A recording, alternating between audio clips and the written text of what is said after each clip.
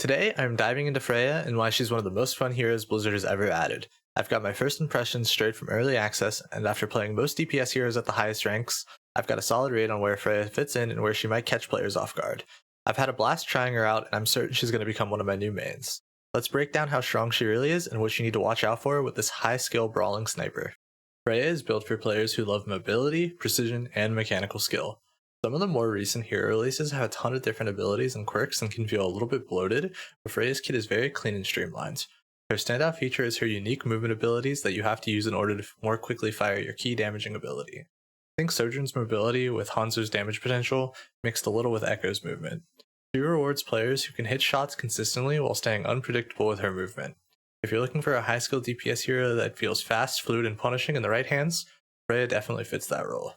Alright, I'm going to break down her kit rather quickly because let's be honest, most of y'all are probably just going to try her yourself in a game or in the training range. Her Mouse 1 is a pretty quick firing projectile bolt that deals decent damage and can headshot. Her Mouse 2 is the key to her entire kit and where she really shines, and is the ability that will set you apart from other Freyas if you use it well. When you activate it, you actually slow yourself down and fire an explosive bolt that deals damage to a target and then explodes after a brief period of time to deal another burst of damage.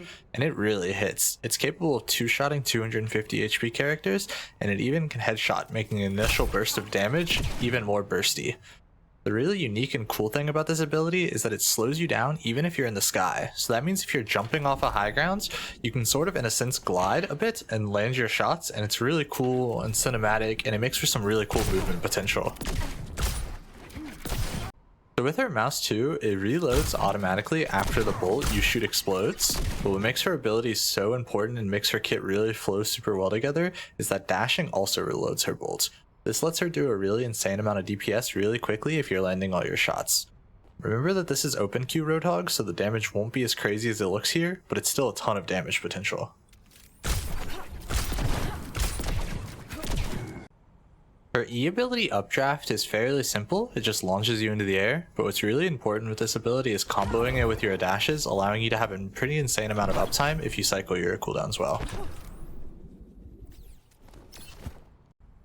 The UI might feel like a bit much at first, but it's really not that bad when you know what's what.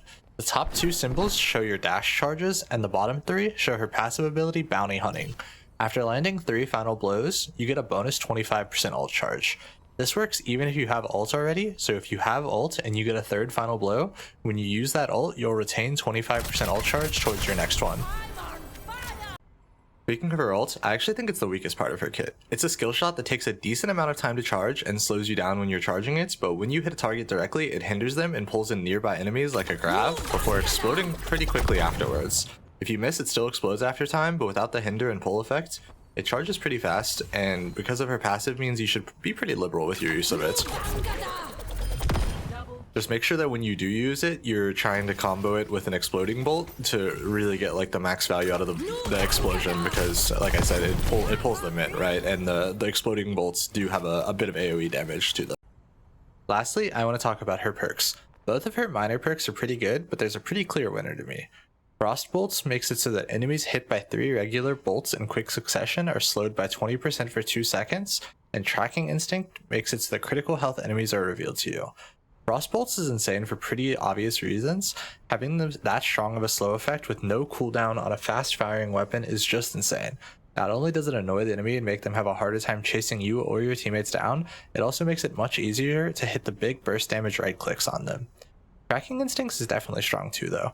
There have been a lot of times where I'll right click an enemy and knock them to crit HP only for them to hide behind some cover. If I had wall hacks on them, it'd be much easier to chase them down and finish them off, but it's just way too hard to pass up on the slowing effect.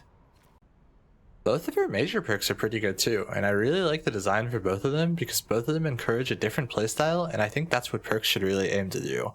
Ready to Hunt makes it so that your Updraft grants a temporary free use of Quick Dash, while Relentless Barrage makes it so that direct hits with Take Aim, which is your right click, refund 4 automatic bolt ammo. I personally prefer Ready to Hunt because, like I said, her kit is built around hitting those juicy right clicks, and having an extra dash not only means more movement, but also another right click, which really ups your damage output. The other major perk, Relentless Barrage, is strong too. It synergizes really well with Frostbolt, and if you're hitting your right clicks off cooldown, it actually means you'll basically have infinite ammo. This makes her a really strong brawler and really capable of abusing tanks. And then real quickly, let me just demonstrate you that combo that I mentioned with Frostbolt's Relentless Barrage.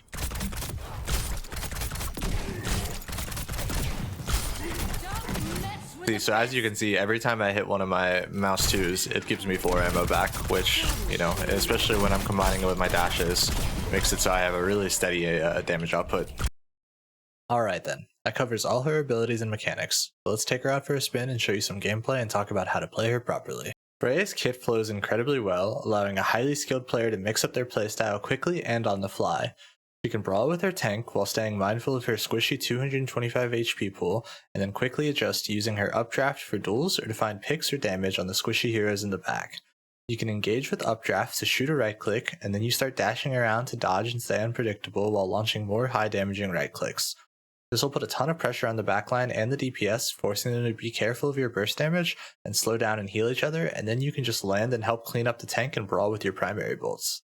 It's fluid, fast-paced, and rewards players who can juggle cooldowns and aim under pressure. The learning curve is going to be steep for new players, but the payoff is huge. Strength-wise, Freya can really dominate maps with strong high grounds and longer sidelines for her to play and dash around with. While the pick potential of landing 2 bolts on a squishy is super strong and the main thing you should always be looking for and thinking about, she can definitely also quickly chunk an aggressive tank by spamming all her dashes. You don't want to fall into the trap of only shooting the tank, but it's something to keep in mind to punish those real feeders. As for her weaknesses, well, she's a pretty big character. She's squishy and relies on mobility cooldowns to survive. Get caught without your dash or updraft and you're probably done for. While her slowing of the momentum is cool and cinematic and can really help you zone angles with the threat of high damage output, it also makes her pretty vulnerable to other hit scans and focus fire. If you get caught by any dive tank and don't have some movement abilities to kite, you'll also find yourself dying really fast because of her low hit points and pretty big hitbox. Something I want to mention that I noticed when playing against Freya is despite her sniper-esque gameplay and similarities between characters with insane burst damage like Sojourn, Widow, and Hanzo, her secondary fire is a clever way to address the frustration that comes with the instant damage and kills of the former kits. Freya, in contrast, delivers some quick damage, but the bulk of it comes from the explosion. This delay between the first hit and the explosion gives players a window to react, whether it's hiding behind cover and getting a pack, or just getting saved by your supports. This could help ease some of the frustration that comes with facing the one-shots that have plagued Overwatch in the past. So, those are my first impressions on Freya. High skill, high reward, and full of potential.